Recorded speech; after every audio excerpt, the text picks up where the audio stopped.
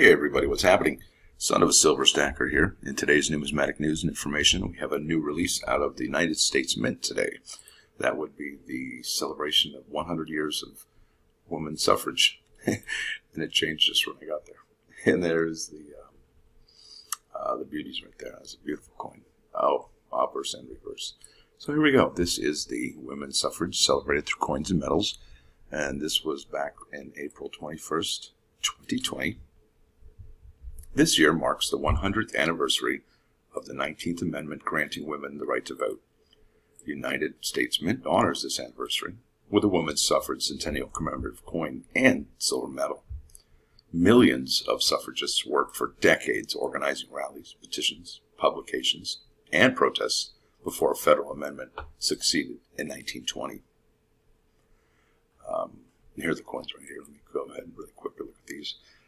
These would have been really cool if they did these in color. I know they did the basketball ones this year, but imagine how cool that would be, all three of those ladies in color. And that'd be cool too, even have that on there. And I think this is the most beautiful one. To me, it's so symbolic. Makes you almost want to cry, because we all have a duty to lift and elevate others, whether it's ideas or family members or whatever, and this hand, to me, it means it's going to be maintaining what these others have been doing. Okay, and it's going to join the fight or the maintenance. I guess it's maintenance, right? What is maintenance? Maintenance is the process of maintaining or preserving something or someone or the state of being maintained. That's profound, isn't it? So we know that this hand is going to be maintaining using some kind of, propping up or get up there and someday be helping out and lending a hand. So let me get back to what I was going to talk about here. Let me go. And so I showed you the coins.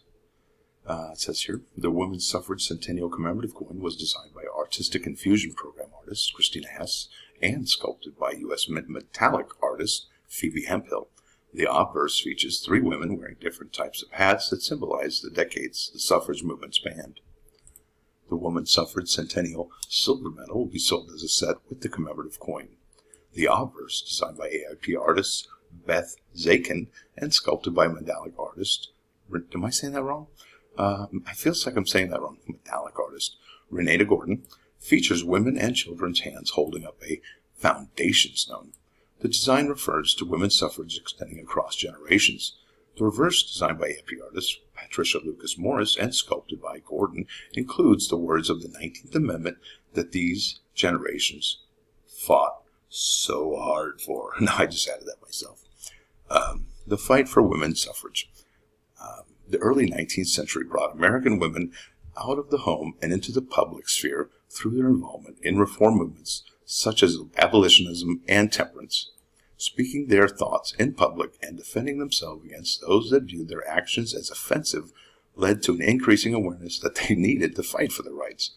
The 1840s brought a surge of women's rights activism, lectures, publications, and petitions. In 1848, a women's rights convention in Seneca Falls, New York, drew about 300 participants. They voted on and approved a declaration of sentiments calling for basic rights for women, including to own property, control their own money, earn an equal wage, divorce, and vote. The Seneca Falls Convention would later be considered the start of women's suffrage movement, even though it built on the momentum already in progress. Think about that, folks. Let's just go ahead and look at this for a second. Okay, what do they want? What are the basic rights, right? Basic rights. Owning property, control their own money, earn an equal wage, divorce, and vote. Imagine if you just couldn't do any of that. I mean, it just gives me the willies thinking about that. So it's no wonder, when people are in bondage and people are, controlled by others, it seems like naturally they would want to break free or throw the bonds that bind them off to the ground. I don't even know what that was there. Let's dismiss. Bye-bye. So, I'm going to go ahead and read the rest of this here. The 19th century suffragists used tactics such as rallies, publications, petitions, and lobbying at the state and federal level Elizabeth Cady Stanton, an organizer of the Seneca Falls Convention and prominent suffrage leader, wrote the text of a federal amendment that would eventually become the 19th Amendment. It was introduced in Congress in 1878, but failed to pass.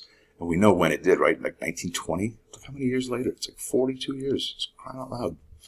Success occurred on the state and territory level. In 1869, the territory of Wyoming was the first to grant women the right to vote. And I think it was also one of the ones that had the first female governor, too. Other territories followed their example. When Wyoming became the state in 1890, it entered the Union, retaining its woman's right to vote. States throughout the West passed full or partial voting rights for women. See, out West, they are definitely more open-minded, at least back then. A new century brought a new generation of suffrage leaders. In 1900, Carrie Chapman Catt took over leadership of the National American Women's Suffrage Association, NAWSA, the largest suffrage organization and previously led by Stanton and Susan B. Anthony. Probably know that name if you're a numismatist.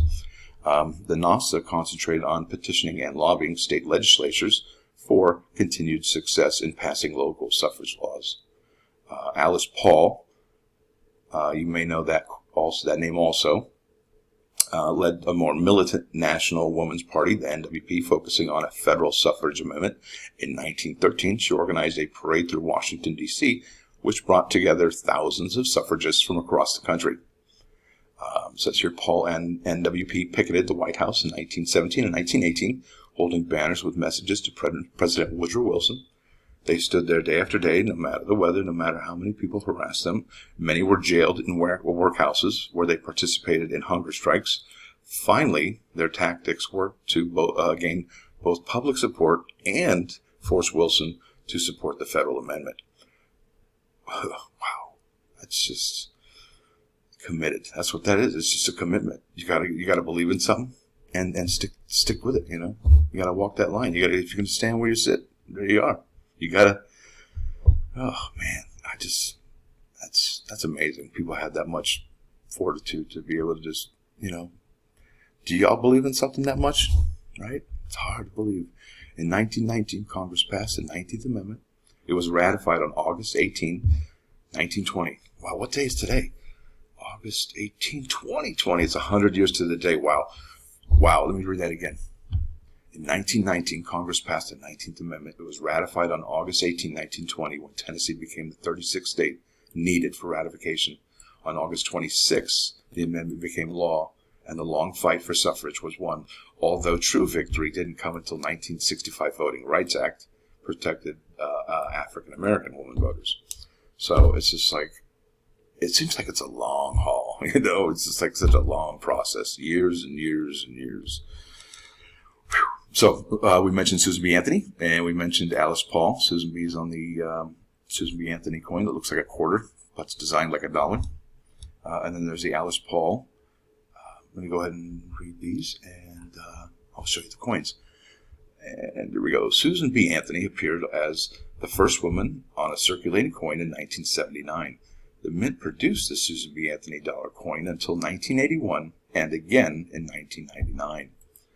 Anthony devoted her life to women's suffrage. She met Elizabeth Cady Stanton in 1851, and they struck up a partnership and a lifelong friendship. Anthony traveled around the country giving speeches written by Stanton. They led the National Women's Suffrage Association and the National American Women's Suffrage Association and dominated the suffrage movement in the second half of the 19th century.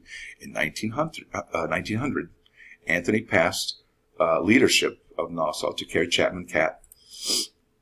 Anthony died 6 years later, never seeing the passage of the 19th Amendment, known to many as at the time, the Anthony Amendment. So she never got to see it pass, right? Just like Moses never got to the Promised Land, right? Alice Paul, suffragist, first spouse gold coin. Here we go. Alice Paul appeared on a gold coin as part of the first spouse gold coin program. Since President Chester Arthur was a widow, the program honored Paul, who was born during his term. Paul was a second-generation suffragist. She grew up attending events with her mother while studying in England. Paul got involved in a British women's suffrage movement. The British suffragettes waged a more militant fight than the Americans, organizing protests, picketing, and hunger strikes. Paul returned to America and joined the Nassau, hoping to use these tactics. Paul broke from the Nassau to form the more radical National Women's Party. After the 19th Amendment became law, Paul turned her attention to full gender equality. She wrote the Equal Rights Amendment that guaranteed equal rights and protection for women. It was first introduced in 1923, but it wasn't until 1972 that Congress passed the amendment. But by its 1982 deadline, the ERA was still 3 states short of ratification. Alice Paul continued to fight for women's suffrage and rights in America and the world until her death in 1977. Wow. What do y'all think about that? That's profound. There it is. So that's why we're doing this coin, guys. This is huge. This is huge. So here's the Women's Suffrage Centennial 2020 proof silver dollar. Here is the Centennial 2020 proof silver dollar and metal set. And then there is the uncirculated, the burnished, right? Burnished. Sounds funny. Burnished. I just like saying uncirculated. Burnished sounds like I hurt myself or something. Alrighty. So this is the coin. 2020 women's suffrage. Why is that keep lighting up like that? So weird. That's beautiful. I love the sunflower. Who doesn't love sunflowers? There's the ballot box. Vote for women. I'm telling you, that should have been colored. That'd be really cool if they did. There's the medal with the set. Man, that's a beauty. I think that's the one I'm going to pull the trigger on today. It's too cool. But look at this.